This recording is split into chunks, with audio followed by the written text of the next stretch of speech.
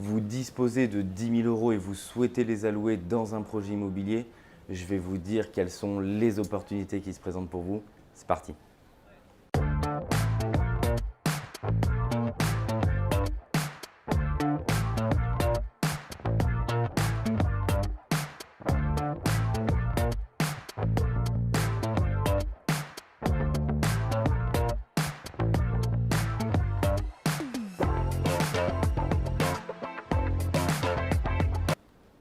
Bonjour à tous, je m'appelle Mickaël Zonta et je dirige la société investissementlocatif.com et j'accompagne avec mon équipe chaque année des centaines d'investisseurs sur le marché à Paris, à Lyon, en Ile-de-France, à Marseille et bientôt dans beaucoup d'autres villes. Vous m'avez récemment sollicité, un investisseur avait 10 000 € et m'a dit « Mickaël, qu'est-ce que je peux faire avec ces 10 000 € en immobilier ?» Alors, je pense, et je vais vous donner tous mes conseils, qu'il faut tout d'abord distinguer si 10 000 € représentent la somme totale que vous avez sur votre compte ou si ces 10 000 € sont une somme que vous avez isolée, que vous souhaitez dédier à l'immobilier. Mon conseil numéro 1, c'est bien entendu de toujours garder un matelas de sécurité au-delà même de l'immobilier, vraiment pour votre vie de tous les jours, si jamais vous avez un problème ou une difficulté, et donc de conserver le matelas de sécurité que vous jugez vous-même minimum, ce n'est pas à moi de dire le montant. Et après, tout ce qui est l'excédent que vous souhaitez allouer à l'immobilier, alors là, ça fait partie de ce montant-là. Donc vraiment, mon conseil numéro 1, gardez un matelas de sécurité pour votre vie de tous les jours et après, vous pouvez disposer donc d'autres sommes que vous souhaitez allouer sur ce marché. Mon conseil numéro 2, donc si cette somme de 10 000 €, c'est ce que vous souhaitez allouer dans l'immobilier, sur ce type d'opération, la banque va vous demander un apport d'environ 10-15 % sur une opération où vous allez chercher à faire financer une acquisition, des frais de notaire, des travaux, du mobilier si vous voulez faire de la location meublée et des honoraires annexes si vous passez par un prestataire, que ce soit notre société investissementlocatif.com, que ce soit un architecte ou une personne qui va suivre vos travaux. Comme vous allez chercher à faire financer plusieurs postes d'investissement, ici on en a compté 5 dans cet exemple précis, la banque va vous demander de mettre environ 10 à 15 % d'apport du montant total de votre projet. Donc vous allez par exemple pouvoir faire une opération à 100 000 €, ceux qui disposent de 15 000 € d'apport, une opération à 150 000 € et ainsi de suite, ce qui va vous permettre de pouvoir mettre un pied à l'étrier et de commencer à débuter et d'investir dans l'immobilier locatif.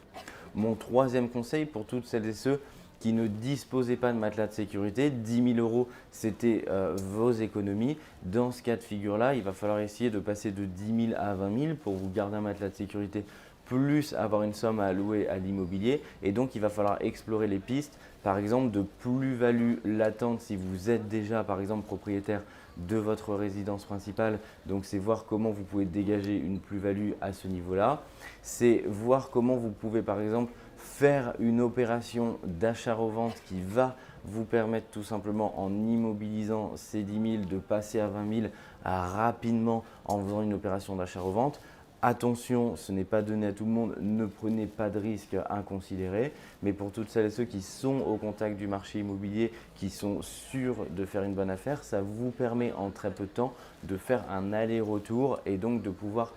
faire et dégager un excédent pour une opération immobilière. Vous avez également la possibilité, quand vous faites une opération immobilière, de prendre un différé de remboursement sur un lot unitaire. Ce qu'on voit majoritairement passer, c'est un différé de remboursement entre 6 et 12 mois qui va tout simplement permettre de reconstituer partiellement une partie de votre apport personnel que vous aviez mis au service de ce projet. Et donc le but, c'est que ça va venir diminuer votre apport personnel. Je vous invite d'ailleurs à vous abonner à la chaîne YouTube puisqu'il y a des vidéos qui traitent de cette thématique pure, par exemple du différé de remboursement, et ça va vous permettre de disposer de plusieurs notions qui vont vous permettre d'aboutir au succès sur votre opération immobilière.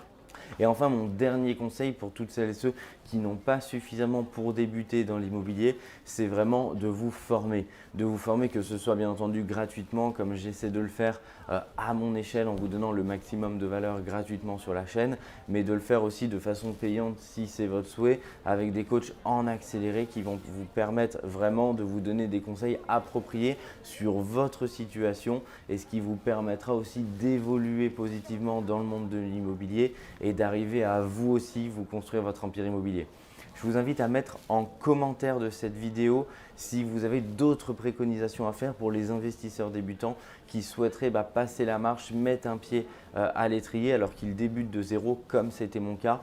il y a 3 ou 4 ans et j'ai eu la chance d'avoir des opportunités de pouvoir pousser et aujourd'hui de me construire mon empire immobilier. Et j'aimerais vraiment que toutes celles et ceux qui sont investisseurs débutants, investisseurs intermédiaires, experts immobiliers qui suivent cette chaîne, s'il vous plaît, donnez à la communauté l'entièreté des conseils pour aider ceux aussi qui sont derrière la caméra et qui ont aujourd'hui aussi l'envie et la motivation de passer à l'étape supérieure. Je vous dis à très bientôt, ciao.